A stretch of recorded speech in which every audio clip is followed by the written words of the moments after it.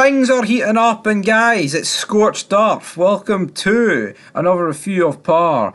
And damn, things are getting spicy here. It's episode 9 of season 6. We're almost at the end of this show, and the show's wrap up. Deaths galore seem to happen. And that's what happens here. Tommy is absolutely fuming here, to say the least. He drops off Cash at Lakeisha's ex's house. So Cash is with his dad, and he's like, "Here, are you ever going to see Cash again, Tommy?"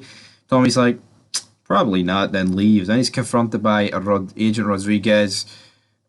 But she kind of realises here that Tommy wasn't the one that killed her. Then we have Ghost looking at this apartment complex place with security in it.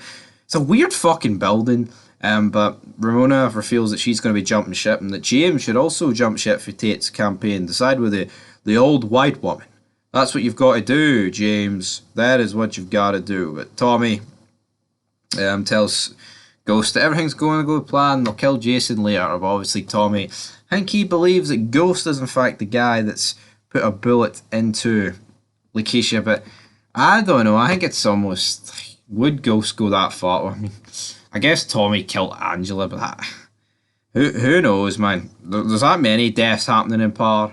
It's a wee bit crazy at this point. Ghost then sets up the meet with Jason, tells him to be there. It's like, "This investment won't last long, Jason, and also you might not be able to be strapped in there because security is extremely tight." Ghost then pays a visit to Tasha. Not much going on here. Dre then gives a phone call to Jason. He's like, "Right, big man, how about I come your distributor after tonight?" And he's like, "What?" He's like, "What? You mean the feds are closing in on Tommy? What's going on here, big man?" Ghost then goes alone because Tasha didn't want to join him to the meeting about Tyreek at school. Nothing major going on here. But then we get Ghost and Tasha getting into a bit of a verbal debate here, and Ghost gets physical, man. He grabs her by the arm, cuts her a bit, bruises her. Yeah, so you can definitely see here that things between Tasha and Ghost, they've been pretty much on an edge for a while now, but they're seriously getting close to good night. And he also threatened to turn over to the cops, Ghost. And what's he do? He sends off a unanimous tip, but the raid picks up nothing. So it's all going good. It is all going good. But then Tasha's drug game's pretty much at the windy. Then the feds raid Tommy's warehouse. They've got 2-bit and Specs and co. They see Tommy from afar, and they're like, "Holy fuck, Tommy sold us out." Don't know how they came to that conclusion. While this is all going down, Dre's putting his own collection together. And then Vladimir Kozlov, who's Jason's right-hand man in this show, tells him not to go into the building not strapped, and that he's got to do something. So who knows how that is going to go down. We also had that guy that Tasha's kind of seeing, but I don't think anybody's seeing anybody here. I mean, could this guy be used for something later in the season? But he kind of just disappears for an episode or two at a time, so who knows. Jason then meets Ghost, but then at the last minute as they're in the elevator, which of course that's where Tommy hid the gun for Ghost, what did Jason do? He gets a text from Tommy saying that Ghost is going to kill you. They get into a fight, but Ghost manages to overpower Jason. And you know, seeing it comes to Ghost killing people in this show, seeing he puts his fucking his rage mode face on, he's one serious motherfucker. It's Jason's been around for what, 4, 5 seasons. I don't even know at this point. And it's this is how he gets took out in an elevator like this. All this build up for this to happen. But it turns out the guy in the lobby, Ghost, is actually paying off, and they're going to set up Dre for this kill. Tommy's like, "I'm going to fucking kill you, man. I'm going to fucking kill you." Ghost then returns the truth, and he's confronted by Benny, who's like, "I know it wasn't that guy you said killed Joey, Ghost. So who the fuck was it?" And Ghost's like, "Well, you know what, big man? I think it was Tom Egan, but I can't prove shit." So obviously this is going to prompt Benny into wanting to kill Tommy, which we'll get to a bit later.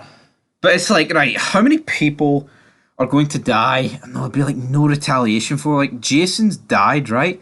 Jason is dead. Jason is done.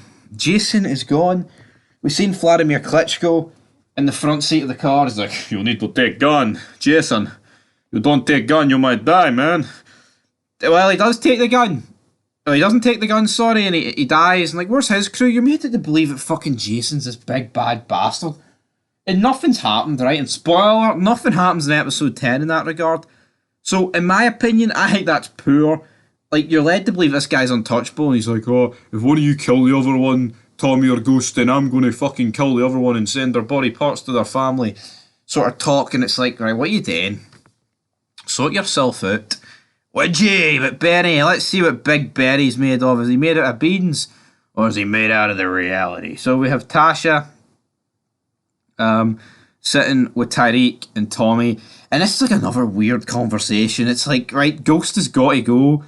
And spoiler alert, in the next episode, Tommy meets with Ghost. And he's like, yeah, I know you didn't kill Lakeisha, but I don't know. I think season 6 is kind of going off the rails. It's kind of throwing a lot at us with deaths and reveals and shit like that. But I think it's lacking substance.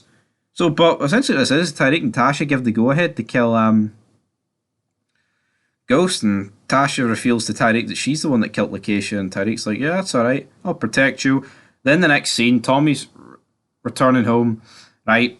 Benny confronts him outside his apartment door, and he's like, you're the one that killed Joe. He's like, what the fuck?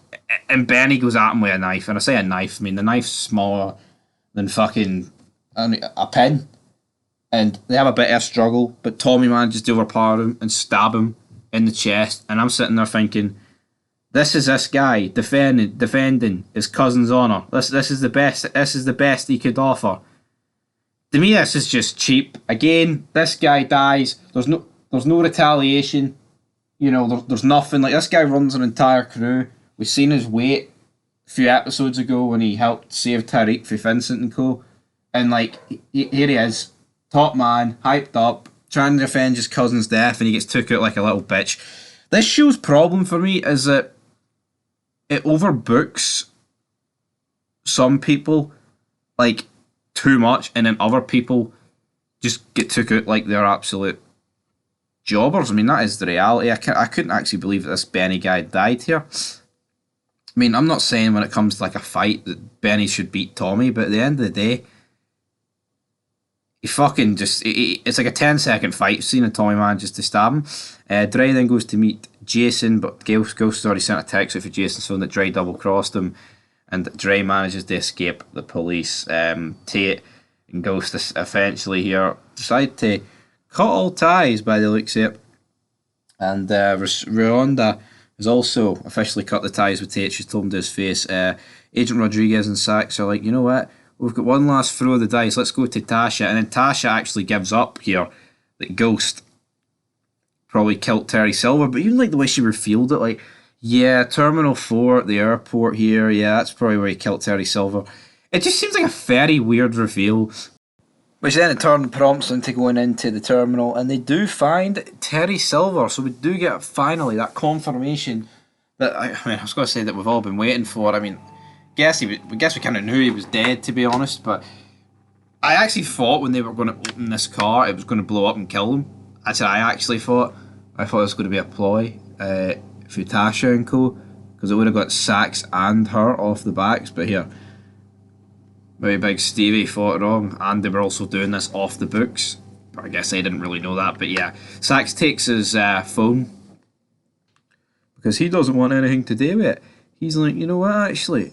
fuck you, buddy. That's how I'm going to do this. Dre's then panicking, obviously, with escaping, but then he whips out the phone later in the day, at night, sorry, and Sax gives Dre the phone. He's like, you plant that on St. Patrick, and I'll make sure all your stuff goes away. St. Patrick goes away. So yeah, this just gets planted by Dre, and then the episode ends with Tyreek and Ghost essentially screaming at each other. It's like Tyreek cutting all ties, I guess you could say. It feels that way.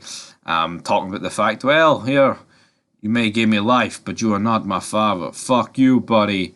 Fuck you. You absolute jobber. And it was a bit of an extreme scene, but this has been coming, man. I guess we'll have to wait and see in the next episode what Tyreek and Ghost's relationship is. But it's been on the ropes for fucking seasons. Absolute seasons, man. Absolute seasons. But I'm going to give this episode... I'm going to give it a 6 out of 10. I don't know what season 6 problem is. Like, it's killing a lot of people off, but can we just take it correctly? I don't know, like the Benny deaths and Jason just didn't. Neither of them sat right with me. At least Jason's fit a purpose, but like Benny's like, I'm going to avenge my cousin. 10 seconds later, he's dead. It's like, fuck, aye, well done, son. Well done to you. Anyway, guys, 6 out of 10. Till then, peace.